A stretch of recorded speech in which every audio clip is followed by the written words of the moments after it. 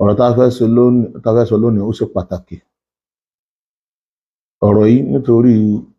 ìṣòro tá a ní gẹ́gẹ́ bí mùsùlùmí nílẹ̀ káàró-o-jíire, ọ̀nà wo lágbà jáde kúrò nínú ìṣòro yìí, òun ló bí ọ̀rọ̀ yìí.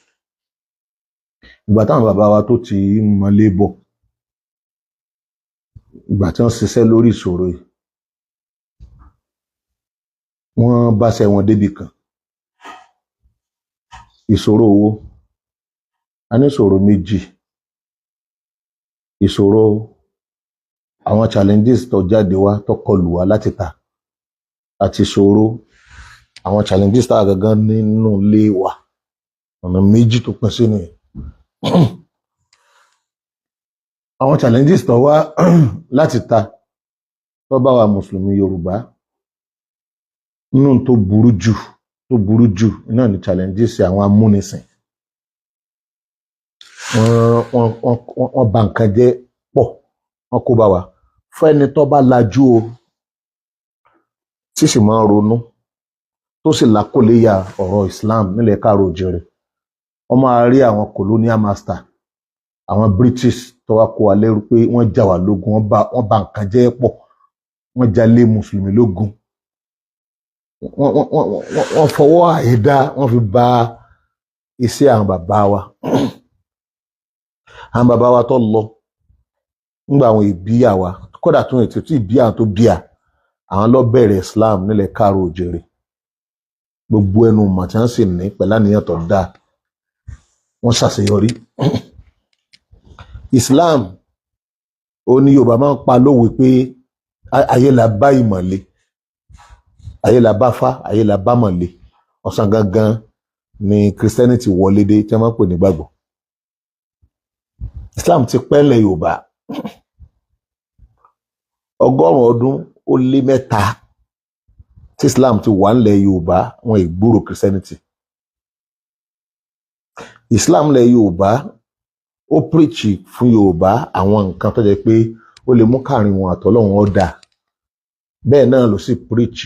tí ó lè jẹ́ káàrin àwọn àti èèyàn ẹgbẹ́ rẹ̀, àwọn tá a jọ ń jẹ́ èèyàn, bó láàrin owó ṣe dà. aburú ń bẹ nílẹ̀ káàró-o-jíire sí Ọlọ́run, àti aburú ń bẹ nílẹ̀ káàró-o-jíire láàrin èèyàn kó tó di pé Islam dé. nínú àwọn aburú yìí ò ní pé wọn àdọ́lọ́run mọ̀, wọn àmọ́ ta ni wọ́n fẹ́ pè lọ́lọ́run, wọn ò mọ̀, wọn ò wá mọ bí wọn ó ṣe sìn, wọn à nítọ́sọ́nà, wọn à lóye. àárín àwọn àtọlọ́run wọn jìnnà sọ́lọ́run. Islam ló wá dé, ló wá sọ fún wa pé kápọ́ lọ́run gangan, níbi tí gbogbo àwa tá a bá mọ Ọlọ́run tó làákàyè wa pé, láì sọ pé mùsùlùmí àbí Christian, àmọ̀pọ̀ Ọlọ́run bẹ. kódà Yorùbá oníṣẹ̀ṣe oní ẹbọ, òun gan gbà pé Ọlọ́run ń bẹ, onípèlè lédùmarè, Ọlọ́run Allah. òun ni olóyìnbó pè ní God, òun ni Yorùbá pè ní Ọlọ́run elédùmarè, òun ni Lárúbáwá ń pè ní Allah, bámbámbá lọ. àjọgbà bẹ́ẹ̀, ṣùgbọ́n nítorí wípé wọn ò rẹni tọ́ wọn sọ́nà tí ó fi ọ̀rọ̀ tọ́lọ́run gangan sọ látọ̀dọ̀ ara rẹ̀, tí ó fi tọ́ wọn sọ́nà pé mi Ọlọ́run rẹ̀, ó wá jẹ́ wọ́n máa fọ́lọ́run níròyìn tí ó yẹ wọn ó fún, àbí wọ́n máa sìn lọ́nà tí ó yẹ kí wọ́n máa gbà sìn. nígbà yẹn làwọn bàbá wa dé, wọ́n wá sọ Ọlọ́run fún wa pé Ọlọ́run bẹ, kò pé méjì, kò lórogún, kò sì sí alágàta. àwọn bàbá wa sọ fún wọn pé òjíṣẹ́ kan tọ́lọ́run rán sí àwọn náà ní Ànábì Muhammad. àwọn bàbá wa là wọ́n lóye,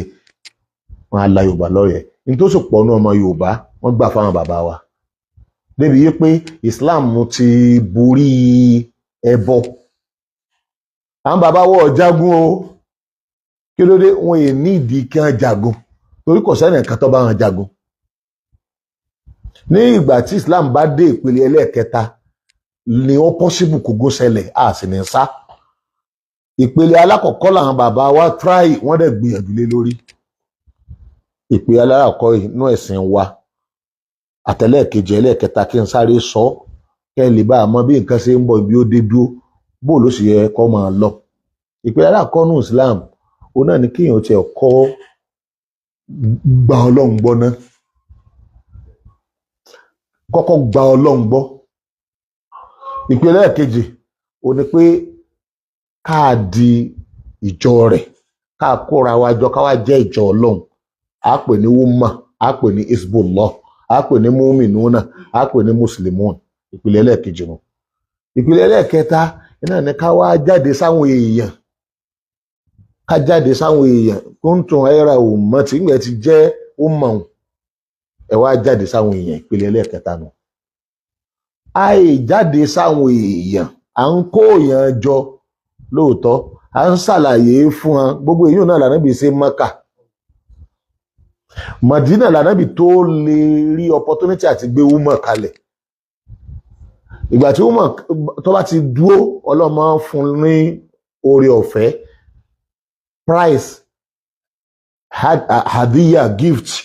látọ̀dọ̀ Ọlọ́run. Torí kúlíláwọ̀ malikal mulki, Ọlọ́run ní máa gbọ́lá fẹ́ tó bá wù pé máa darí ìlú. Gift lọ́lọ́mọ ṣe fún mùsùlùmí tó bá ti di umma, yóò fi ìjọba authority yóò fi ṣe gift fún ọ. Kí ló dé tọ́lọ́run bá fún ọ níjọba yẹn? Ọ̀rọ̀ tọ́lọ́run bá ń bá wa sọ ní Al-Qur'ani kò ní á lò tá a bá lè lò ní àwọn kan bẹ́ẹ̀ àní lè rí lò. Ọlọ́run ti wá sọ pé mo ṣàdéhùn tẹ́ ẹ bá ti ṣe dáadáa, tẹ́ ẹ group ara yín jọ, tẹ́ ẹ wà pa dáadáa, mo máa ṣe ìpìlẹ̀ ẹlẹ́kẹta yẹn fún yín. Ọlọ́run ní máa ṣe, kò sí gbìyànjú tá a rí ká ṣe tọ́lọ́run ọba ní òun ó gbé àkóso lé a lọ́wọ́. Á kàn máa ṣe gbìyànjú ni. Ẹni tá a fẹ́ kó wà lórí àkóso ni ó máa wà ń bẹ. Àmọ́ tá a bá fi lè mú àdéhùn Ọlọ́run ṣẹ, tá a tẹ̀lé in tó ní á tẹ̀lé, Ọlọ́run máa present wa fáwọn èèyàn. Àwọn nǹkan tọ́lọ́run máa fi present wa fáwọn èèyàn ìyẹn sọ tí ń bá débẹ̀. Torí yẹn ó yẹ kọ́kọ́ yé wa, especially àwa alálàáfà àtàwa tá à ń ṣe wáàsí àtàwa tá à ń kó àwọn èèyàn jọ fún Islam pé ìpele wo ni. Gbogbo tí ń bẹ Mákà pípè sí àkídà àti tàwhíd, gbogbo tí wọ́n pè ní àkídà àti tàwhíd ń tọ́pọ̀ jù ń bẹ láàrin àwa àtọ́lọ́run ni. Ìyẹn ni pé kákídà wa kó lálàáfíà, ká lè jẹ́rú Ọlọ́run lóòótọ́, kí fíkìú wa kó lálàáfíà, ká lè jẹ́ mùsùlùmí lóòótọ́. Torí pé nígbà tó ọba ní fíkìú tó tún lákìdá, tá ló wá ń sìn? Ìyẹn là máa ń wí wípé fàrífù ní qabla an ta'budun, ẹ̀kọ́ sìn mí náà, ẹ̀kọ́ mọ̀ mí náà kẹ́ tó mọ̀ sìn mí. Aṣáájú ẹ̀dá ìpele mẹ́tẹ̀ẹ̀ta yẹn ọ̀yànjú ẹ̀. Ó bẹ̀rẹ̀ pẹ̀lú pé ọjọ́ wọn mọ Ọlọ́run, wọ́n sì mọ̀ pé òun lọ́lọ́run. Wọ́n gbà. Ìgbà táwọn Ànábì dé Mádínà, ó kó ìjọ rẹ̀ jọ, ó organize wọn gan. Èèyàn mùsùlùmí tó bá wá láti Mákà, Muhajir àti mùsùlùmí tí wọ́n bá Mádínà, Ansari, ó wá mú wọn méjì méjì láti lè face challenge, internal problem tí wọ́n lè ní. Internal problem tí wọ́n lè ní ni wípé financial problem, á jẹ́ àmú, á gbọ́ bùkátà, á náwó. Tí èèyàn bá ní problem yẹn, tẹ́ ẹ wá fẹ́ kó wọn jọ, problem yẹn lè fọ́n wọn ká. Tí wọ́n bá sì fọ́n ká, wọ́n kàn kó jọ ni. Ìṣòro inú ilé ni wọ́n máa báyìí, wọn à ní lè jáde ìta. Ọlọ́run dẹ̀ fẹ́ ló wọn pé ẹ jáde ìta. Ànábì tí wọ́n pé gúrùpù tí mo kó jọ ní Mádínà yìí ó yàtọ̀ sí Mákà. Mákà àwọn gúrùpù tí bẹ́ Mákà mustami'un náà ni wọ́n, jàmáà lásán ni wọ́n, tí wọ́n kàn ń gbọ́ lecture. Lecture wọn ń gbọ́ bí wọ́n ṣe mọ Ọlọ́run, bí wọ́n ṣe mọ Ànábì. Ọdún kẹwàá tí Ànábì ti ń ṣe wáàsí fún wa ní ìrun tó dé. Wọ́n sá kọ́kọ́ kó wọn jọ gẹ́gẹ́ bí ìpìlẹ̀ aláwọ̀kọ́. Ìpìlẹ̀ ẹlẹ́ẹ̀kejì ni pé kuntum khayra ummati, ẹ wá jẹ́ umma. Ìpìlẹ̀ ẹlẹ́ẹ̀kejì ni Mádínà lè yún lọ. Torí gbogbo tí wọ́n fi jẹ́ umma tọ́lọ́run wí, wọ́n àtò bẹ́ẹ̀ láti apply rẹ̀ ní Mákà. Ẹ̀yẹ́ o, kuntum khayra ummati. Ta ni wọ́n ń pè ní umma? Ukhrijat linnas, ṣe jáde sáwọn yẹn. Sọ tó bí àjáde Mákà. Ta'muruna bil ma'ruf, ẹ máa pàṣẹ tọ́lọ́run bá ti ní èyí lọ́dà, ọ̀yà ìpàṣẹ rẹ̀ káwọn èèyàn máa tẹ̀lé. Ẹ jáde sáwọn yẹn kẹ́ mọ́ sọ fún pé tọ́lọ́run wéré, èyí lọ́dà, èyí ọ̀dà. Sọ tó bẹ́ẹ̀ Mákà. Bẹ́ẹ̀ wọ́n ti di gúrùpù tá a lè pè ní Hizbullah, Allah's party, èèyàn party bíi PDP, APC. Ọlọ́run ò ní lọ́wọ́ sí ìdarí wọn. Àwọn náà wọ́n máa mú ròrì wá, Ọlọ́run ò ní tọ́ wọn sọ́nà. Pátì tó wá jẹ́ pé èèyàn lọ dálẹ̀ àbí àwọn political party wọn èsà àṣeyọrí. Ṣùgbọ́n tó wá ti jẹ́ pé pátì pé lórí based on iman, lórí ẹ̀sìn ni, Ọlọ́run máa guide wọn. Kí ló dé tí gbogbo nǹkan tí à ń bá lọ Nàìjíríà tí gbogbo ẹ̀ fi ń dàrú? Bí PDP bá rúùlù ẹ̀bù, bí APC rúùlù ẹ̀bù, ẹni tó rí ọwá, ẹni tó ti ṣe dáadáa rí gan ní state rẹ̀ tó wá di gbogbo president, á tún rí pé kò máa ṣe mọ́. Kí ló dé? Wọ́n à lè máa ṣe. kìí ilẹ̀ ní Nàìjíríà, kìí ilẹ̀ láyé, kìí ilẹ̀ ní ọmọ èdè ènìyàn. Ẹni Ọlọ́run tó ní òun nìkan ló lè ṣètọ́sọ́nà. Àwọn tẹ́ẹ̀bà wá mú tẹ́sọ̀ púpọ̀ máa darí àwọn èèyàn tí wọ́n bá ti jẹ́ ní Ọlọ́run náà kò ní kún ọ lọ́wọ́ because àwọn náà ní wá tọ́sọ́nà Ọlọ́run. So ìyẹn lọ́fà tó pé ànábì gbọ́dọ̀ kó àwọn ẹni tí ẹ jọ, àwọn ẹni tọlọ́run tí wọ́n sì ń tẹ̀lé ànábì, ó sì kó wọn jọ, òní wọ́n ń darí wọn, wọ́n á gbélé ẹjọ́ tàwọn lẹ̀, kóòtù tiẹ̀ wọ́n gbé kalẹ̀, wọ́n gbé security tiẹ̀, wọ́n níbi tí wọ́n ti ń train àwọn security wọn nílùú Madina, wọ́n dá ọjà market economy tiẹ̀ ọ̀tọ̀, Baitul Mal ìyẹn ni pé ilé owó tí wọ́n ti ń finance gbogbo nítorí bá jẹ mọ́kàn finance, gbogbo àwọn ètò yẹn ni wọ́n gbé kalẹ̀. Ìlú Madina wá dìlú àlàáfíà, ó dìlú ayọ̀, ó dìlú ìgbàgbọ́, àwọn èèyàn ń gbádùn. Bẹ́ẹ̀ ni wọ́n bẹ̀rẹ̀ sí máa extend ẹ̀sìn Mákà náà. So lẹ́fù ẹlẹ́ẹ̀kejì yẹn nínú ẹ̀sìn Yorùbá òde bẹ́ẹ̀ o, láti jẹ́ táwọn bàbá wa ti ń mọ lébọ̀ náà ní lẹ́fù húmọ̀ Yorùbá òde bẹ́ẹ̀. Ká tó abèlè lẹ́fù ẹlẹ́ẹ̀kẹta yẹn náà ní lẹ́fù ìjáde sáwọn èèyàn. Tó ń pè ní jáde sáwọn èèyàn, tó bá ti fẹ́ jáde nǹkan mẹ́ta gbọ́dọ̀ lè ṣe nǹkan mẹ́ta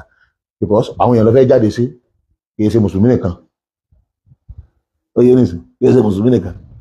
Tó bá ti fẹ́ jáde sáwọn èèyàn, ó ti mọ̀ pé ó jáde sáwọn nǹkan tó bá ka Kùránì fún wọn tẹ̀lé. Sọ̀rọ̀ mọ̀ pé àwọn èèyàn ní wọ́n pè wọ́n ó rí jáde lè nà sí àwọn èèyàn ní ká jáde sí. Àwọn èèyàn yẹn muslim bẹ́ẹ̀ non-muslim bẹ́ẹ̀ bí Madina ni. Ìgbà táwọn bí fẹ́ kọ òfin rẹ̀ jáde, ó ní àwọn òfin yìí ẹ̀yin muslim nìkan ló relate mọ́. Èyí àwọn tí ń ṣe muslim bí àwọn Jew, àwọn Christian, àwọn òfin tí ń rè. So tó bá ti fẹ́ jáde sáwọn èèyàn, nǹkan mẹ́ta ló fi jáde sí wọn. Lẹ́yìn nǹkan mẹ́ta ní gbogbo nǹkan yòókù tí a bá sí kíni tí a bá nídìí. So ẹni tí ó bá mú nǹkan mẹ́ta lọ́wọ́, àwọn mùsùlùmí bá a ṣe olè kápọ̀ tó tá a bá yé nǹkan mẹ́ta lọ́wọ́, a lè darí àwọn èèyàn. Bá a bá darí wọn, ní tí èébú tí wọ́n bú PDP àti èébú tí wọ́n bí APC náà wọ́n bùà. So lẹ́yìn ìgbà tá a bá ti kọ́kọ́ dá tá a create party, tá a papọ̀, tẹ́nìkan darí wa, tá a gbọ́ràn síra wa lẹ́nu, tá a jọ àwọn jàmáà ànábì ní Mádínà, àwa fẹ́ jáde sáwọn èèyàn, sí nǹkan mẹ́ta ti wà ńlẹ̀. Náà wà ní pé tẹ́ bá ti jáde sáwọn èèyàn, ẹ máa lo tax force, ẹ máa lo tax kíni o force. Bọ̀dẹ̀ sẹ́ni tí máa lo tax force gbé tó bá ní authority lọ. Àbí? Ẹ máa ní authority ni. So you must have authority. Kò sí authority kankan tí ẹ lè lò láti fi tẹ̀lé láti lè sọ pé ẹ̀yin èèyàn àtẹ̀yin muslim àtẹ̀yin ṣe muslim òfin rẹ̀ ẹ máa tẹ̀lé ju political authority lọ. Ní tó túkù ní ológun, ayé ò sì ní gbólógun lọ́wọ́ rẹ̀. Tí wọ́n ti dìbò fún ọ wọlé, wọ́n ní wọ́n ní kọ́ ọmọ darí. Níbo ni Islamic Party wà? Táwọn ọmọ Nàìjíríà bá dìbò fún Islamic Party, tó jẹ́ pé Islamic Party yẹn á prepare rẹ̀ gẹ́gẹ́ bí wọ́n irú àwọn tí wọ́n bẹ́ Mọ̀dínà. Táwọn ọmọ Nàìjíríà bá dìbò fún gbogbo ohun tí ń bẹ Nàìjíríà pátápátá ládàáwò yóò kó mi, wàláhì yóò kó mi, wàláhì yóò kó mi, wàláhì yóò kó mi. Àyàfi tí ìbá ṣe woman ni alternative fún APC àti PDP. Ó ní alternative fún àwọn political party tí wọ́n ń fail. Woman ni. Bẹ̀ẹ̀ tí woman yẹn sọ́gbàgbọ́ ní authority, so prepare láti get authority. Sọ́mọ̀ tó mọ̀ tí wọ́n ń pè ní authority. Ṣé ti gbàgbé tọ́lọ́run ọba sọ fún àwọn mọ̀nàfíkì Mádínà níjọ́ tí wọ́n sọ pé lẹ́yìn rọ̀jánà ilẹ̀ Mádínà tilẹ̀ yóò rí jánà làhán sùnmí ni àwọn tó ní authority á ní wọ́n yọ ẹ̀yin tẹ́ ní authority, wọ́n yọ yín kú olùwọ́n àlè yín padà sílùú yín tẹ̀ ti wá. Ọlọ́run á ní wọ́n lè láì ilẹ̀ ìzà, ẹ má wulẹ̀ tara yín. Ǹjẹ́ ń pè ní authority, tí ń pè ní agbára, Ọlọ́run ló ní, wal rasuli Muhammad ló ní, wal mu'minin àwọn mùmí ní òdodo ló ní. Èmi Ọlọ́run yọ̀ǹda rẹ̀ fún ẹ ní nígbà wọn bá ti pèpè ara wọn máa yọ̀ǹda rẹ̀ fún ẹ. So akídàtù lè ẹ̀ẹ́zà àbí akídàtù lè kúwà àbí akídàtù lè amúrì àbí akídàtù al'imara, akídà yẹn tí kò bá ti sí fún jàmáà mùsùlùmí tó kójọ nílùú kan, tí wọ́n bá kójọ o lábẹ́ olórí kan, tí ó bá ti sí akídàtù imara al'kúwà al'ẹ̀ẹ́zà al'amúrì bil ma'ruf wa nahyi 'anil munkar kótó ayára wọ́n tí ó rí jáde ta'murun bil ma'ruf wa tanhawna 'anil munkar, tí ó bá ti sí akídà yẹn tá a bá jáde sáwọn èèyàn failure tó bá àwọn aláwọ̀pọ̀ náà ni ó bá wà ní. That's number one nínú nǹkan mẹ́ta. Number two, òun náà ni ṣé tá a bá jáde sáwọn tá a bá rí sí wọn pàṣẹ tí wọ́n bá ń nà wá ńkọ́ àbí wọ́n sígun wọ́n lé àdánù. Ọlọ́run sọ pé al-jihad wa idula mastata'tum min quwwa. Ọlọ́run ní prepare power o because o lè lo authority àti power bá wà. Power ló máa save authority. Authority is a political. Bẹ̀ẹ̀ tí ó bá sí sọ́jà ọlọ́pàá tí í ṣe power again kò lè fún authority ní kíni o authority. In order to protect your authority, your political authority, you must get kíni o security power, defense kíni o power. Àwọn kan wọ́n lè síwá láti ta kán fẹ́ wó ìjọba yín, àwọn kan sì lè máa dàrú láti inú kíni o láti inú ilé. So national security, internal security, Ministry of Interior, education àti external security yẹn defense sọ́jà tẹ́ ẹ ní. So tí àlùmọ̀ tó fẹ́ jáde sáwọn èèyàn tí ó bá ní ìgbàgbọ́ nú al-jihad fi sabilillah má jáde o, tẹ́ ẹ bá jáde wọ́n rẹ̀ kì í ẹ́ di fẹ́lẹ́ ọ̀tọ̀ bá APC àti PDP náà ní ọbẹ̀ yìí náà. Kí ni kẹlẹ́ kẹta ọmọ ìyá náà ni al-hukmu bima anzalallah. Ṣé tọ́lọ́n lè fẹ́ fi síwájú? Torí ńgbà míì Islamic group ó lè dá pàtì ilẹ̀ bẹ́ẹ̀ tí tó lè pé kò ní prógráàmù fún at-tashri'u al-islami wípé tá a bá wọlé o òfin ọlọ́run lágbè lé òkè ẹgbẹ́ mi sè hal satahkumuna bima anzalallah hal antum musta'iduna bi al-hukm ìjọba pẹ̀lú authority kì í ṣe òun al-hukm bima anzalallah authority lè yóò fi lo al-hukm bima anzalallah. tó bá ti gẹ̀ẹ́tì authority báyìí tó yẹ pé wọ́n ní wọ́n aláṣẹ ìlú, wọ́n ní governor, wọ́n ní senator, wọ́n ní rep, wọ́n ní president, ṣe ti gẹ̀ẹ́tì power náà láti protect ẹ̀. Number 3, ṣe ti gẹ̀ẹ́tì òfin àtàwọn ètò tọrọ kíríkà rẹ̀. Ṣé adájọ́ ti wà, sófin tí ọmọ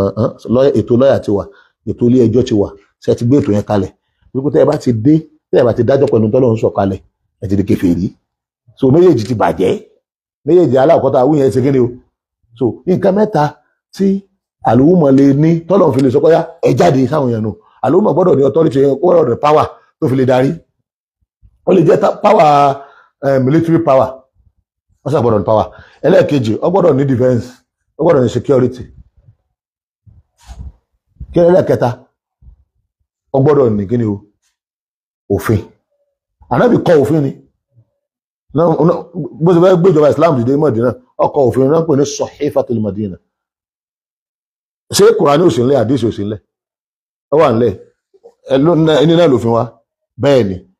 mọ́nájú làwọn wọn kì í sófin. Ẹ̀ẹ́sẹ̀ kọ òfin ni òfin tó máa match pẹ̀lú ayé tẹ́ ń gbé àti irú ayé tẹ́ wà. Ayé wo la wà yìí ní ìsìn, ayé wo la ṣe wà. Òfin yẹn nígbà tá a bá fẹ́ kọ́ ọ gbọ́dọ̀ jẹ́ òfin tó pé a wo Christian, a wo ẹlẹ́bọ, a wo Muslim, a máa kọ òfin tí ó rọ̀ wá lọ́rùn. Ẹ̀sìn tí Christian bá sọ pé òun ò níbi àwọn tá a ti ń kòfin wa lọ wá lóun ò lè lo àwọn ìdájọ́ tí ń bẹ nínú Quran. Ẹni kí Christian yẹn gbé Bible tiẹ̀ wá, àwọn ìdájọ́ wo ní bẹ lọ́dọ̀ rẹ̀ ẹ̀kọ́ pé tó bá ti jẹ́ Christian wo ẹgbẹ́ ìsìn tó bá jẹ́ Christian ẹ lo ìdájọ́ rẹ̀ fún. Ṣùgbọ́n àwa mùsùlùmí ìdájọ́ wa wọn lò fún. Ẹlẹ́bọ ò lófin, kò lófin kankan ò ní tíra. Àwọn tí òfin táwa méjèèjì ẹ bá ń lò ní wọ́n ṣe gíní ní wọ́n tẹ̀lé. Tí prógámù yìí ọba sí ńlẹ̀ àlè jáde. So tá bá ti wá jáde ó kọ mẹ́ta lọ́lọ́ máa ń pè wá. Ribiyun arókọ wa nù. Ọ̀ká mú mi nà bí yín kọ́ tala máa hó ribiyun náà ó kọ aláàkọ́ nù. Ẹ̀kejì Hizbullah. Alá inna Hizballahi humul ghalibun, àwọn ni wọ́n máa borí. Kí ni ó kọ ẹlẹ́kẹta? Umma kuntu khayra ummati, umma ní ukhrijat linnas mọ́ra yín sáwọn èèyàn.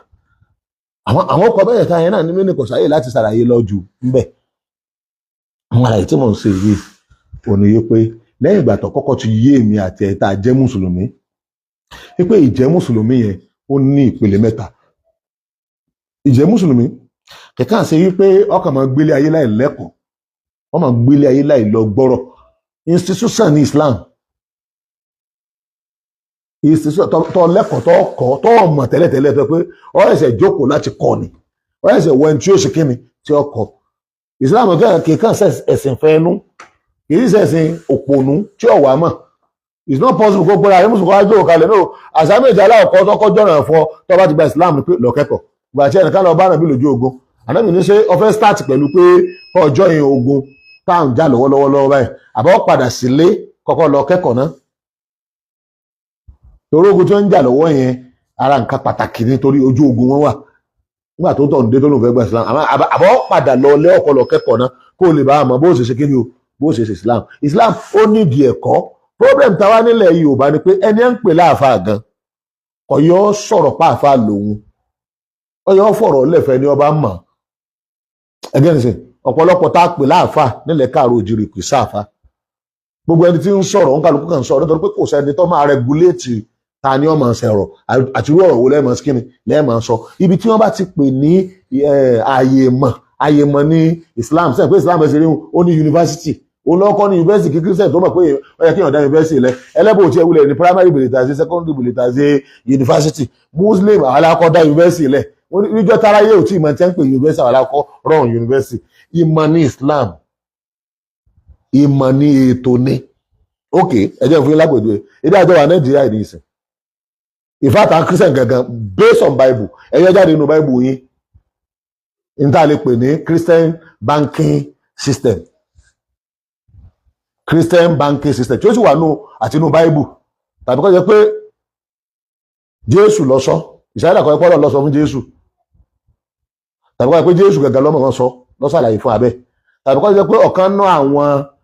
student Jésù ló lóun gbọ́ lẹ́nu Jésù á pè ẹ̀sìn yín ló gbé system kalẹ̀ ẹ wá yọ ẹ̀yin Christian yàtọ̀ sí ìfẹ́ ẹnu àwọn colonial master àwọn tó wá kó alẹ́rú táwọn kankan jókòó àmọ́ nítorí pé wọ́n kàn jẹ́ Christian wọ́n á mú ètò wá wọ́n á lè ètò economy rẹ̀ ètò banking rẹ̀ lórí banking tá à ń lò yìí kí o kì í ṣe religion àwọn Christian ló gbé kalẹ̀ kì í ṣe pé inú Bible wọ́n ti mú so nǹkan ẹ̀sìn méjì náà ló ní banking system ẹlẹ́bùn òní torí kọ̀ọ̀rọ̀ báńkìrì nílé ayé wọn ẹlẹ́bùn òní àwọn méjì náà la ní báńkì àwọn Christian tí wọ́n jẹ́ colonial master kìí ṣe nínú Christianity wọ́n ti mú wá torí bọ́n ṣe colonize wa gangan kò sí nínú ẹ̀sìn Christianity bọ́n ṣe colonize wa gan tó wọ́n kó alẹ́rú tó wọ́n wọ̀ lùwà tó wọ́n wọ̀ Nàìjíríà tó wọ́n kó lẹ́rú kò sí nínú ẹ̀sìn wọn gan kí wọ́n mú Christianity kí wọ́n gbé jáde kúrò láàrin àwọn ọmọ Bani Israel àwọn Israelite wọ́n lọ máa tà fún Lárúbáwá Yorùbá èyìnbó Britain ẹgbẹ́ ẹ̀sìn àdálẹ̀ ni wọ́n rán Jésù léyìn tó wáyé pé good Christian ni ọ́ kò gbọ́dọ̀ kọjá inú kíni Israeli gẹ́gẹ́ bí ìwé Matthew ṣe sọ chapter 15 verse 20 kápẹ́ Christianity gẹ́gẹ́ kò kọjá inú bẹ̀yẹn ṣùgbọ́n ká máa sọ pé ẹ máa colonize ẹ máa kó alẹ́rú àwọn cultist àwọn cultist tó pé business wọ́n fẹ́ ṣe wọ́n fẹ́ lówó wọ́n fẹ́ jẹ gàba àwọn tó fẹ́ fọ́ọ̀mù tó ń pè ní imperialism tí lábá ń pè ní improtoria wọ́n tó fẹ́ máa jẹ gàba lórí colonial masters colonization kò sínú Bíbélì Jésù ni wọn kò rán mi sí ayé tí wọ́n rán mi sí ayé wọn ò bá fún mi ní àyè kí n jà Jésù sọ fún àwọn ọmọlẹ́yìn ẹ̀ pé wọ́n rán mi sẹ́ni kankan nígbà tí ara ẹkùn Canaan ìran mi tọ́ abá Jésù obìnrin ni ọmọ rẹ̀ obìnrin lọ́wọ́ arábìnrin yẹn mú ọmọbìnrin rẹ̀ lọ́wọ́ Jésù ni wọ́n rán mi sí ẹlòmíì ọmọ Ísírẹ́lì nìkan ni wọ́n rán mi sí báwo wà lè sí ẹ̀yin Nàìjíríà sí di Christian làwọn ọ̀jọ̀gbọ́n nù Christianity kan làwọn sọ pé Christianity is not a religion kò kí sí religion Christianity ò ṣe religion ẹgbẹ́ tí wọ́n kó jọ ni ẹ̀yin Jésù wọ́n sì kó jọ ọ̀dà ẹ̀sọ̀ pé Christianity ọ̀dà kí ló kọ ẹ̀sìn yẹn gangan tó ń tẹ́wọ́ pé Christianity ó kọ̀tà náà ni Muslim àfi ṣe Mohammedist no but kí ló kọ ẹ̀sìn yín ó kọ ẹ̀sìn tàwọn ní Islam kí ló kọ ẹ̀sìn tẹ̀yìn ó kọ wa ní Muslim ó kọ ẹ̀sìn wa ní Islam ẹ̀yin Christian kí ló kọ ẹ̀sìn yín so Jésù ọ̀mẹ́sìn àkan wá so ní Nàìjíríà a ní system méjì colonial master system ẹgbẹ́sìn tí wọ́n gbé kalẹ̀ tá a fi ń ràn àwọn báńkì wa àti Islamic banking kiri o system sẹ́lẹ̀bọ̀ wà ìwọ Muslim tó gọ̀ tó dúdú làkàrí ò pé tí wọ́n mọ̀ pé Islam bó ṣe wáyé nǹkan mẹ́tẹ̀ẹ̀ta ni wọ́n ń pè ní Islam one ẹ̀mọ́ Ọlọ́run àtànábì kẹ́ẹ̀sì mọ́ gbọ́rọ̀ Ọlọ́run kẹ́ẹ̀ máa tẹ̀lé tẹ́ bá ń gbọ́ one nù so táwọn mùsùlùmí tá bá fẹ́ pèpè sẹ́sìn wa ní táwọn kọ́ ṣiṣẹ́ lé lórí nù pé bó láti mọ Ọlọ́run bó láti mọ ọ̀nà bí bó láti máa gbọ́ ìdánilẹ́kọ̀ọ́ tó yẹ pé everybody máa níbi títí ń gbọ́ lecture a sì máa lò ìpele àkọ́kọ́ nù ìpele ẹlẹ́kẹ̀ẹ́ pé bó láti sára wa jọ kálíbà jáde sáwọn èèyàn láti ṣe wọn láǹfààní because ìjẹ́ mùsùlùmí wa nítorí wọn gbà lérò ní kó fẹ́ rán sí ẹni tí èsè mùsùlùmí àti gbolé ayé wọ́n fẹ́ fi á protect gbolé ayé ló jẹ́ pé tí ń bẹnu èrò ọlọ́run méjì ni wa ma khalaqtul jinna wal insa illa liya'budun ẹ̀yin àlìjànú ẹ̀yin èèyàn mo fẹ́ kí gbogbo yín máa sẹ̀mí kẹ́ máa tẹ̀lé àṣẹ mi ni ṣùgbọ́n níjọ́ tó fẹ́ dá ádámà ó sọ fún ádámà ó jẹ́ kí ó sọ fún àmàlẹ́kà pé ìníjà ìlú ń fi láyé dé khalifata ẹni tó máa mójútó orílẹ̀ ayé ẹni tó bá ń sin ọlọ́run ọlọ́run á fún ládé òkùnkùn á máa mójútó orílẹ̀ ayé bẹ̀tẹ̀ ẹ̀yin tẹ́ ń sin ọlọ́run tẹ́ ẹ̀ bá ti mọ̀ pé ẹ̀yin lọ́yẹ̀kẹ́ mójútó orílẹ̀ ayé tẹ́ ẹ̀ dẹ̀ pèpìà fún àwọn tí ẹ̀yọ́ mójútó ọmọ mójútó wọ́n dẹ̀ máa bàjẹ́. That is real Islam. So ìgbà táwọn bí kó àwọn èèyàn jọ ní Mẹ́kà tí ń ṣàlàyé Islam fún wọn àwọn authority ń di lọ tó wọ́n mọ̀ pé ẹ̀sìn tí ó jáde wáyé wọ́n máa gún authority ti ṣégin tí ń bẹ ńlẹ̀ ẹ̀sìn authority lòun náà authority ń bẹnu system Islam àwọn authority wa bẹ̀rẹ̀ sí máa disturb ànábì wọ́n fẹ́ pa lẹ́yìn ọ̀rẹ́ ànábì jáde kó Mẹ́kà because Mẹ́kà yẹn kò ṣe kó mùsùlùmí jọ kẹwàá organize muslim kọ́ wá di woman kò possible wọn fún alára balẹ̀ gbọ́n wá dé Mọ̀dínà ànábì wa níta ànábì ọkọ̀ dé ṣe Mọ̀dínà ọkọ̀ kọ́ sẹ̀kítírì àti ẹ̀ tí ṣe mọ́sálásí àti ilé sẹ́wọ̀n nǹkan mi tó ṣe ó mú àwọn muslim tó ń bẹ lára àwọn ará Mọ̀dínà àtàwọn muslim tó ń tẹ̀lé wá láti Mọ́kà ó wá ní wọ́n jọ múra wọn ní one by one kó lè bàjẹ́ pé àwọn muslim tó ń kó wá láti Mọ́kà àwọn olówó lọ àmọ́ wọ́n lágbọ̀ yìí àwọn muslim tí ń bẹ Mọ̀dínà àwọn lówó lọ tọrọ mọ̀ lù ní wọ́n ń ṣe business àmọ́ àwọn lágbọ̀ yìí so ànábì wa mú wọn ní one by one pé ẹ̀yin tẹ́ ẹ lágbọ̀ yìí wọ́n máa pè ní muahat ẹ di ọ̀rẹ́ ará Mọ̀dínà ará Mọ́kà kan àti ará Mọ̀dínà kan ẹ di ọ̀rẹ́ ara yín so ará Mọ̀dínà tóun ló lọ yọmọ bọ́ mùsùlùmí tìbí títí tí òun náà fi di ẹ tó lè bọ́ra rẹ̀ yọ̀ǹda létí ọmọ gbé fún àmọ́ mùsùlùmí tó wá láti Mọ́kà tóun ti ń gbọ́ lecture láti 13 years nítorí náà ti gbọ́ yọmọ kọ́ òun náà so pẹ̀lú báyẹn kí ni ànábì mi pẹ̀lú yẹn wọ́n fẹ́ jẹ́ kí gúrùpù ẹ̀ pàtì ẹ̀ tó máa darí Mọ̀dínà tó máa jáde sára Mọ̀dínà tó máa darí wọn tí ó mójútó ilé ayé odidi ìlú wọ́n fẹ́ jẹ́ kí àwọn gago strong láti kíni láti inú ilé because ẹnì individual àtàwọn ètò scatter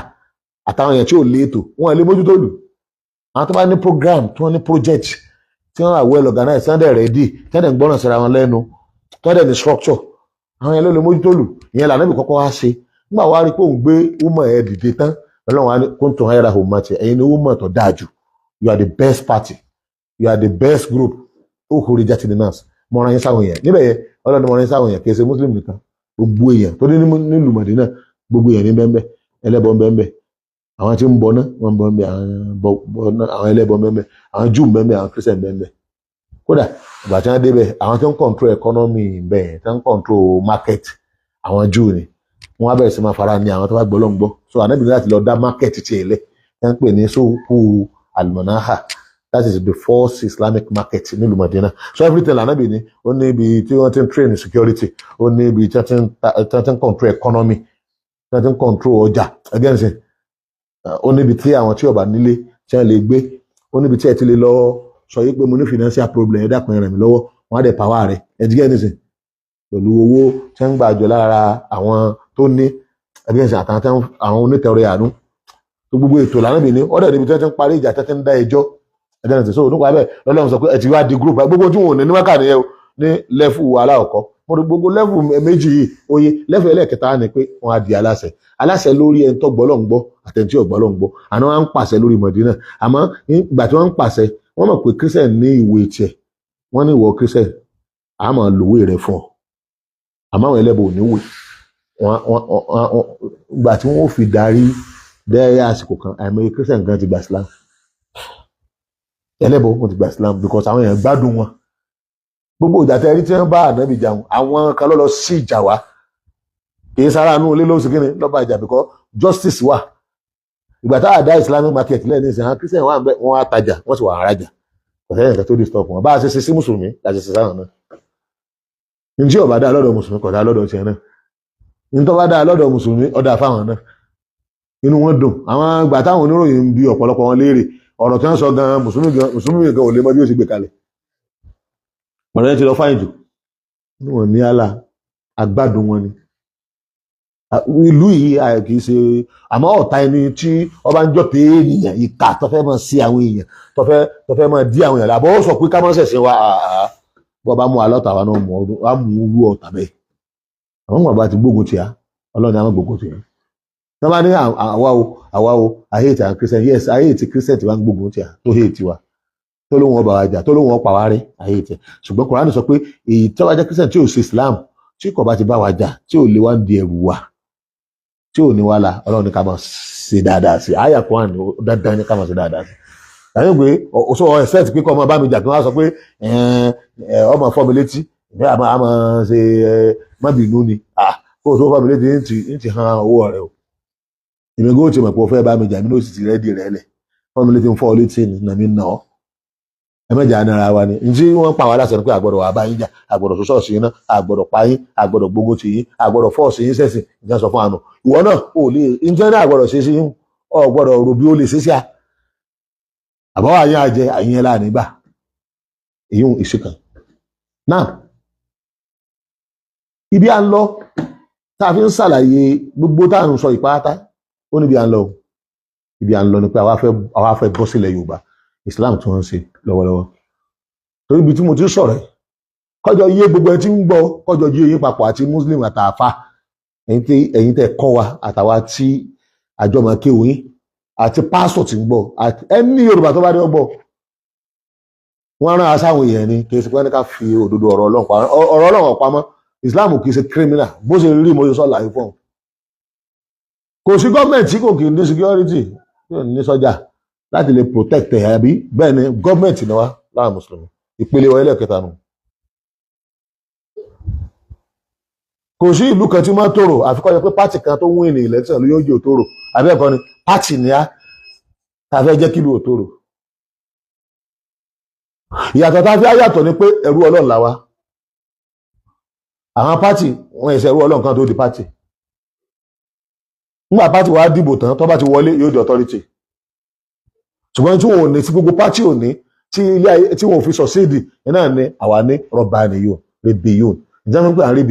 rebellion ni pé àwọn ẹni Ọlọ́run tó yẹ pé Ọlọ́run ń bá wọn sọ̀rọ̀ túrú ànábì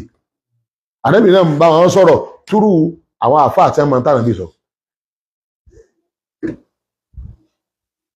tó bá ti wá yé báwọn gbogbo wa tọ́jọ́ yé wa báwọn ọ̀rá fẹ́ bá Yorùbá mùsùlùmí sọ̀rọ̀ Yorùbá mùsùlùmí àwọn bàbá wa gbogbo iṣẹ́ tí wọ́n ṣe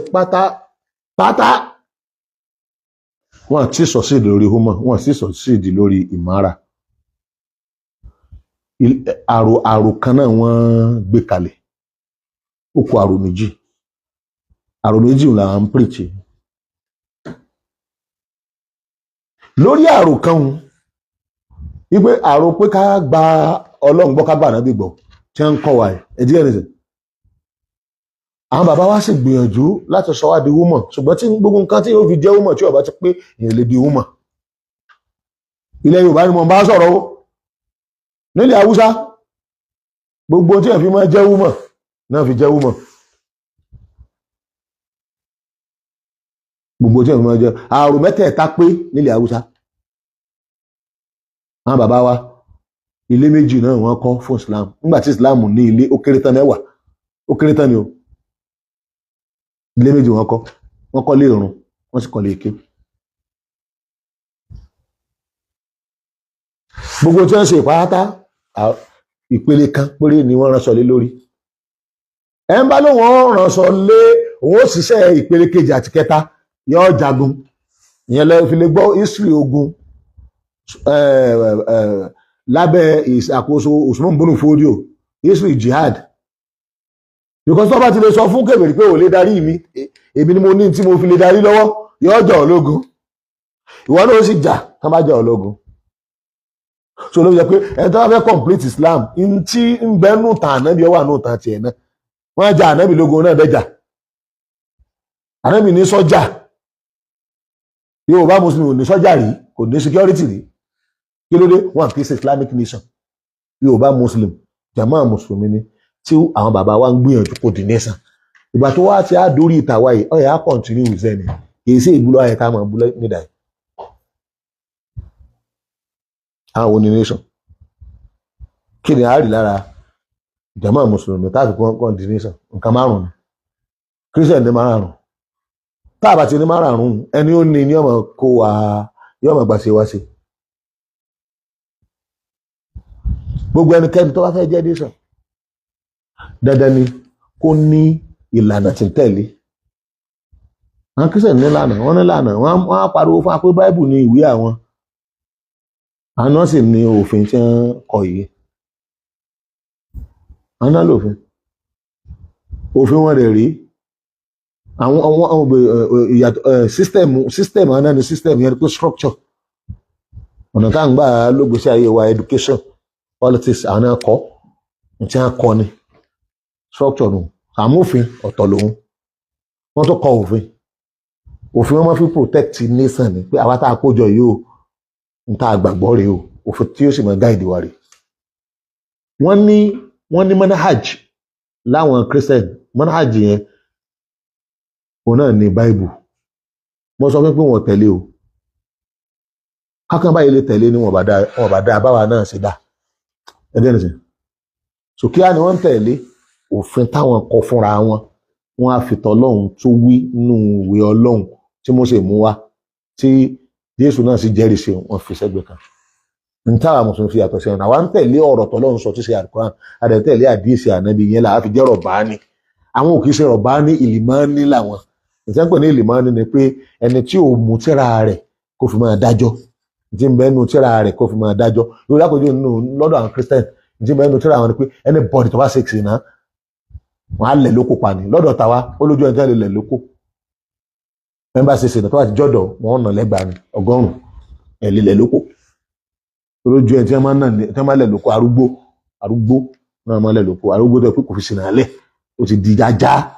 yóò máa ba mọ̀lẹ́bí jẹ́ yóò máa ba fámìlì jẹ́ yóò máa ba àdúgbò jẹ́ àmọ́ nínú lọ́dọ̀ Christianity wọ́n ọmọ yàtọ̀ ọjà arúgbó ọjọ́dọ̀ tí wọ́n bá gbá ọ mú pé ó ṣe ṣìṣe náà wọ́n lé ọ lóko parí lọ́dọ̀ àwọn mùsùlùmí tẹ́yìn bá mutí táàsì kó mutí alẹ́ náà nípa àṣà 20 wọ́n mutí mọ́ torí o lè pa odidi fámìlì òun tó kàn sínú mọ́tò tó ti yó tọ́ lọ wà wọn pa ẹ má mutí mọ́ alẹ́ náà lẹ́gbẹ̀ẹ́ 20 agbára dábàá náà adájọ́ lè sọ pé ó lè má pọ̀ ìjọ pé 40 ọ̀sáwọ̀dọ̀ kọjá 80 kápẹ́nu ọ̀dọ̀ àwọn Christian ni wọ́n pàdánù ní tọ́ àti mú ọtí láì pé parí yes ó sì wà ní òwe wọn nù ònẹ́sàn wọn tọ́ọ̀fù díẹ̀ bẹ̀ẹ̀ àwọn náà ti rí pé tọ́ọ̀fù kò ṣeé ṣe wọ́n á pa ìwé tì láti sọ pé wọ́n yẹ ṣe onírìlìjọ́ ṣùgbọ́n àdálíkà wọ́n gbé òfin kankalẹ̀ tí wọ́n lófin àwọn ni tí wọ́n gbèrú lófin tí ò nípìnlẹ̀ tọ́lọ́hùn àti ànábì wọn so ẹnu òfin lásán ó kìpọ̀ gẹ́gẹ́ bí nation wọn kàn ní jẹ́ the best lọ́dọ̀ ta ni Ọlọ́run tí mẹ́ lókè àwọn aláǹdì the best lọ́dọ̀ Ọlọ́run and the best ta ní àwọn èèyàn ní ìdí ẹ̀ kí ló dé àwa nítorí pé àti ń tẹ̀lé Kùránì àtàdé ṣe a máa wà guided àwọn ò ní wà guided ló fi jẹ́ pé system tí Christian gbé lẹ̀ lọ́wọ́lọ́wọ́ ọlọ́ba Nàìjíríà jẹ́ lọ́wọ́lọ́wọ́ báyìí kápé system tàwa ni irú lápòjú nation wọn à lè mú Tinubu ní president nínú system wa ẹnìkan tí ò kí ń mutí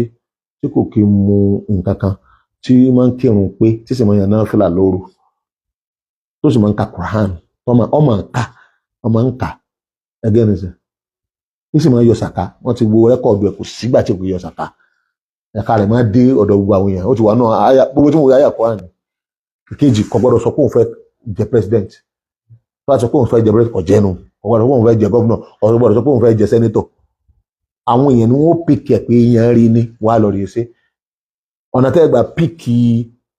Tinubu ọ̀nà táwọn Christian mú wá ni àwọn agbóhùn òṣèlú tẹ́lẹ̀ wíyọ Ọlọ́run kankan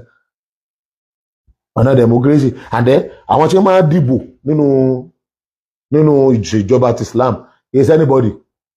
ẹni tí ó bá ti dá kò gbọ́dọ̀ lọ yan èèyàn tọ́lá ẹni tí ó dá tó bá lọ yan èèyàn tí ó dá ẹgbẹ́ rẹ̀ náà ní oṣù kiri yan screen ta ni ó yan èèyàn gbọ́dọ̀ já àwọn èèyàn rí ní àyè èèyàn rí torí èèyàn rí lọ́mọ kiri o èèyàn rí ẹgbẹ́ yẹlẹ yẹ wọ́tọ̀ àmọ́ lọ́dọ̀ wá ń bì èèyàn bá máa mú gbó lọ́wọ́ báyìí ẹ̀rà káàdì ìdìbò lọ́wọ́ rẹ̀ bàbá àti ya wèrè rí kó ti lọ àrò kọ́mọ́ ti gbàdúrà kọ́ ẹgbẹ́ ọ̀sákò làárò ni tó bá ti lọ ọ̀dọ̀ INEC wọ́n fún ní káàdì tí ó fi dìbò ẹni tí ọmọ ẹni tí ó dìbò fún owó lásán ní wò pé ẹ̀ wò ó ibo lówó wọn ti pọ̀ ọmọ ẹni tí ó dìbò fún ìyẹn pé kọ̀ lẹ́mí àti ṣèlú gan owó tó fẹ́ gbà lásán ni sọ́yẹ́ kó dìbò gbogbo èèyàn pátápátá ni ọ̀wọ́ kù ní ti wọ́n kàn mú àpòjú ẹ̀yọ kan wá níbi sísítẹ̀mù tàwa tó yàtọ̀ sí sísítẹ̀mù tí nífùkú bẹ́ẹ̀ bá jẹ́ Christian tí wọ́n ń gbọ́ ọ̀rọ̀ tí mo sọ yìí tí orí rẹ̀ ọba dàrú tí inú rẹ̀ dáa tí làákàyè rẹ̀ pé ó yẹ kó ọmọ tí mò ń sọ náà mi ò sọ pé kí wọ́n fọ́ọ̀sẹ̀ wọn wọ inú ẹ̀sìn wa pẹ̀lú túláàsì no wọn wọ inú ẹ̀sìn wa so ẹ̀sìn ta wa bó ṣe fẹ́ to àwa ló fẹ́ to ìlú náà tó bá rí àwa tó àwa máa to ìlú. mi ò sọ̀rọ̀ ọ̀rọ̀ tí mo sọ kì í ṣe ọ̀rọ̀ terrorism bẹ́ẹ̀ bá ti yan mùsùlùmí tó gbádùn níbàámu ìlànà tí mo ń ṣàlàyé ẹ̀yin náà ní gbádùn ní kọ́ńtírì. táwọn mùsùlùmí ọba dìde kí wọ́n dìde síta kí wọ́n dìde kí wọ́n rìfọ́ọ̀mù ara wọn ẹ̀ẹ́dùn wájú ọlọ́run obìnrin léèrè gbogbo tí mo sọ yìí ọlọ́mbẹ́nu ọ̀rọ̀ ànábì wọ́n dẹ̀ ní sísítẹ̀mù wa lànábì fi rí ṣe àbí lọ́bí gọ́gùn léèrè lọ́bí chat GTP lọ́bí léèrè pé the most successful prophet Muhammad sallallahu alaihi wasallam in tí gọ́gùn àṣọ fún ọ̀nà the most successful man in the world Muhammad ni láàrin àwọn òjíṣẹ́ Muhammad ni torí tí àwọn irinṣẹ́ àgbáyé ni tí wọ́n fi church tó bá parọ́ ayé wọn ti bàjẹ́ àwọn ò lè parọ́ wọ́n á sọ wọn pé ànábì lọ dáa jù kí ni Jésù dáa ju ànábì lọ àwọn àgbà Jésù gbọ́ àdẹ̀ni bú láyé ẹ̀sìn mọ̀pá ìbú ẹ bá bú nu wa ọ̀daràn ọ̀fẹ́ wà lìjẹ́ náà nu bẹ̀ Jésù kì í ṣe lídà ayé ẹgẹ́ ní sè lídà tó lọ́run ránṣẹ́ ayé náà ni Muhammad sallallahu gbogbo nǹkan ló kó sọ́dọ̀ rẹ̀ gbogbo nǹkan ló kó sọ́dọ̀ rẹ̀ ẹ̀yin mùsùlùmí lẹ káàró òjíire ebi mo ti pín sí mẹ́ta ṣé mo parọ́ mọ́ yín ni ẹ̀ta jí ni ẹja túnra wa tó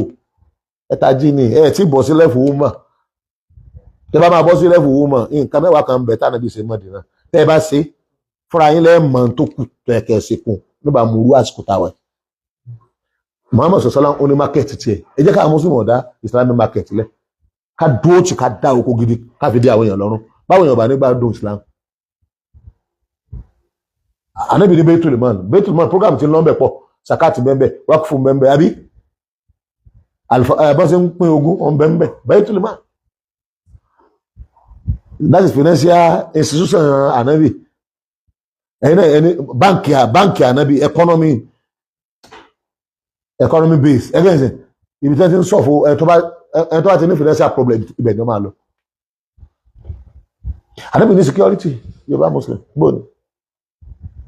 ànábì ọ̀rọ̀ mọ́dúrásà ọlọ́run lọ́pàá láti wá kọ́ ọmọ ọ̀rọ̀ mọ́dúrásà ànábì gbé àwọn kẹrìndínlẹ́ ní ọmọ sí wáṣẹ ó sì gbé àwọn kẹrìndínlẹ́ ní ọmọ wọ́n jẹ́ tax force ẹ máa ti ń wo àbàjẹ́ ẹ mú un tì ẹ̀yìn tí wáṣẹ ní kẹ́ ẹ máa ṣe ẹ máa mú yàn ẹ máa ṣe wáṣẹ ẹ máa rọ wọn àmẹ́yìn ẹ máa ti ń ṣe àbàjẹ́ ẹ máa mú Al-Qur'an ló sún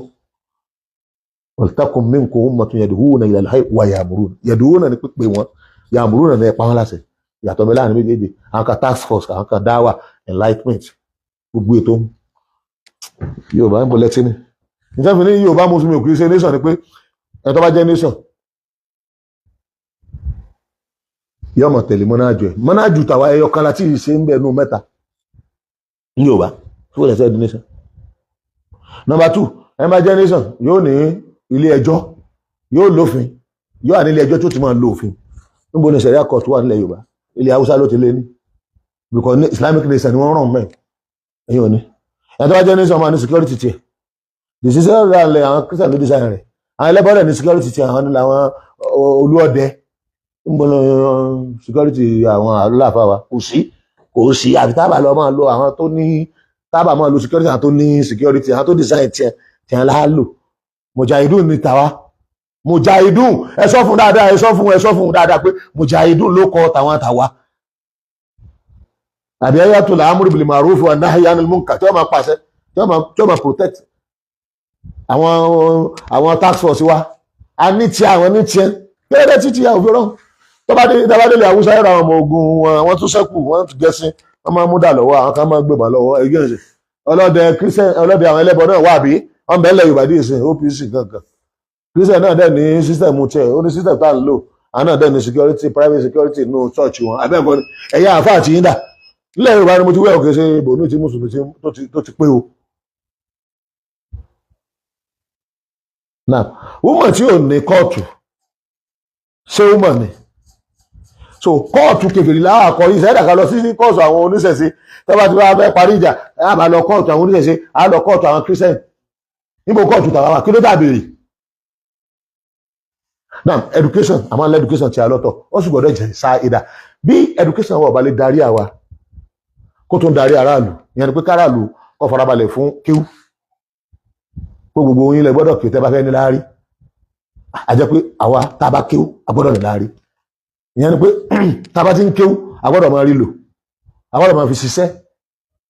bí oní èèbó ṣe ń kéwú bí ṣe ń kàwé àwọn oní christian àwọn ló gbé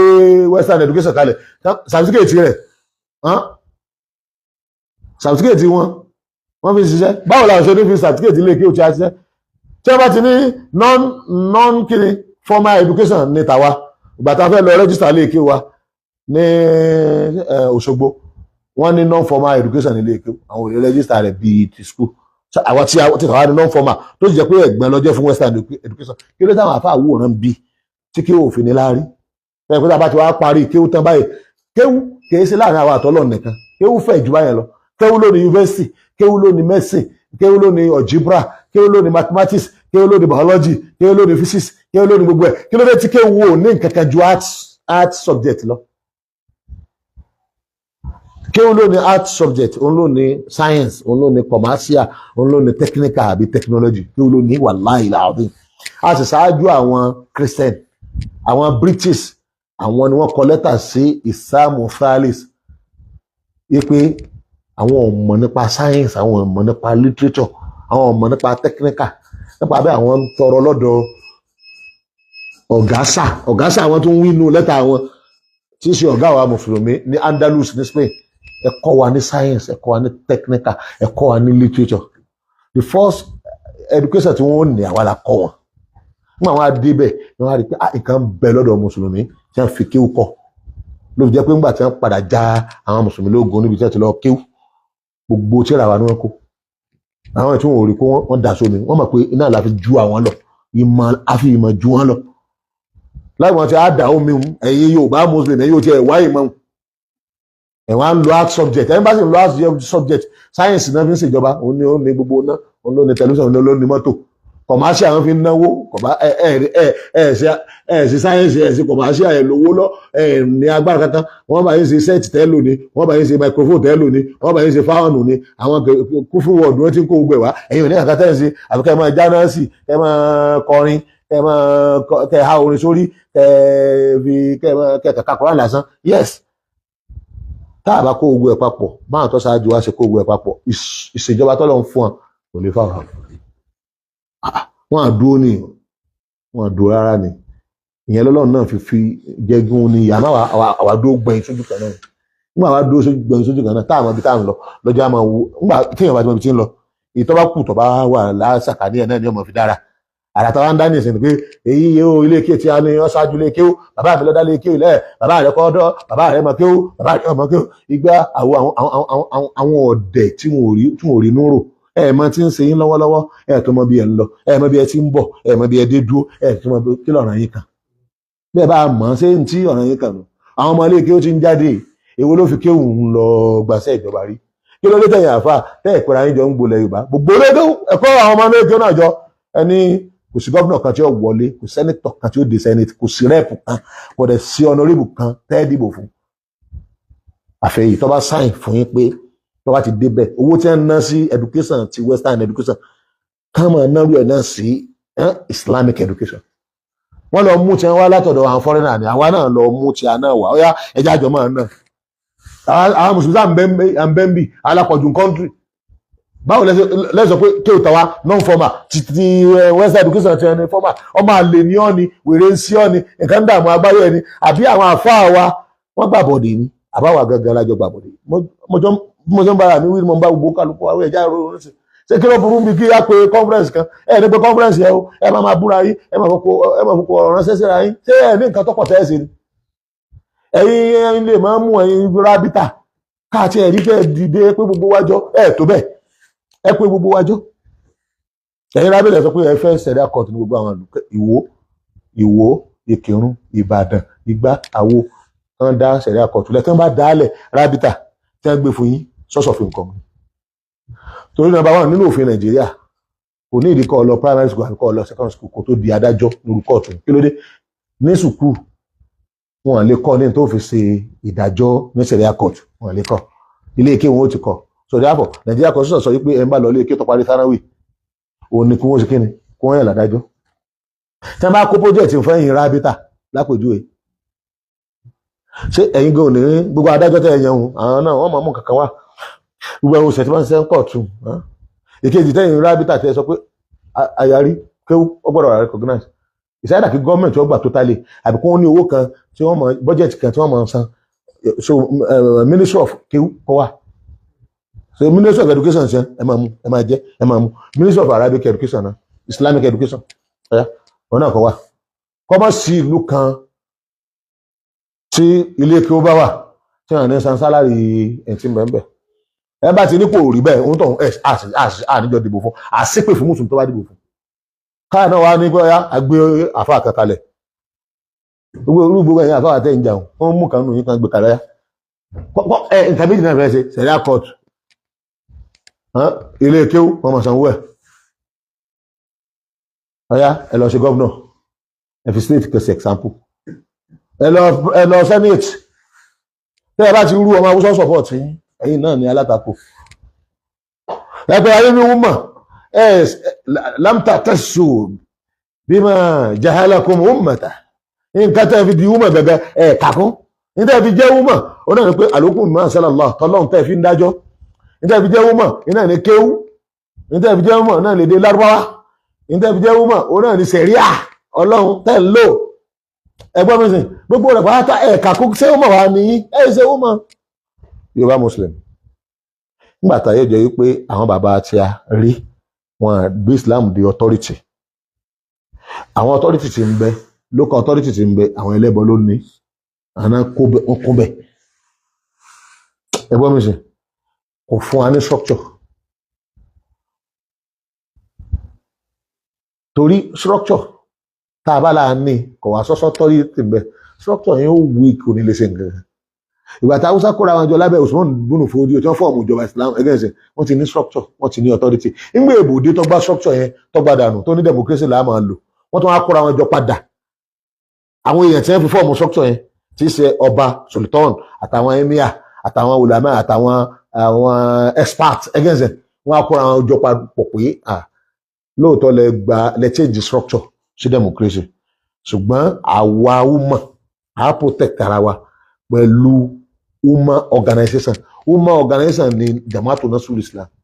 Jama'atu Nasrul Islam yẹn òun náà lè ń jẹ́ Supreme Council for Islamic Affairs kérédé wọ́n ti lọ́ba tí wọ́n ti síwájú tí gbogbo ẹ̀ bá lè débi kan kọ́ bá wọn sọ̀rọ̀ so pẹ̀lú bẹ́ẹ̀ pé structure wọn ó bẹ̀rẹ̀ láti ibi ìpele ẹlẹ́ẹ̀kẹta again wọ́n wó ìpele ẹlẹ́ẹ̀kẹta yẹn wọ́n jẹ́ kí Islamic Caliphate kọ́rọ̀ mọ́ kò sí wàhálà àwọn ọjọ́ owó níjọ